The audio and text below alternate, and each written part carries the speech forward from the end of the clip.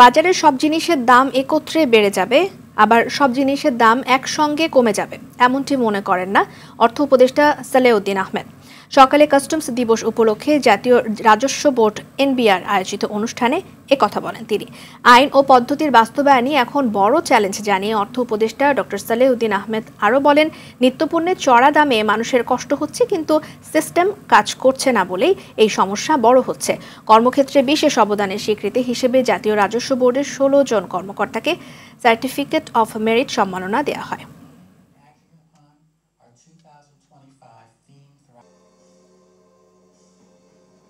সরকার থেকে চেষ্টা করছি, এখন বড় একটা চ্যালেঞ্জ কিন্তু আমাদের এই সময় আমাদের রাজস্ব আদায় করা এবং রাজস্ব ব্যয় করা দুটোই, কিন্তু শুধু আদায় করে যাব ব্যয়টা নির্বিচারে করব সেটা মোটেও সেটা আমরা এবার চেষ্টা করছি আমাদের রাজস্ব আহরণ যদি যৌক্তিক হয় এবং ব্যয়টাও যৌক্তিক হয়। সব জিনিসের দাম একত্রে কমবে পৃথিবীর কোনো দেশে আমরা দেখিনি, আবার সব জিনিসের দাম বেড়ে যাবে সেটা আমরা আশা করি না। তবে এটা ঠিক, জনগণের ডেফিনেটলি জনগণের কিছুটা কষ্ট হচ্ছে, তাদের কর ক্ষমতার মধ্যে থাকছে না অনেক কিছু, সেটা আমরা উপলব্ধি।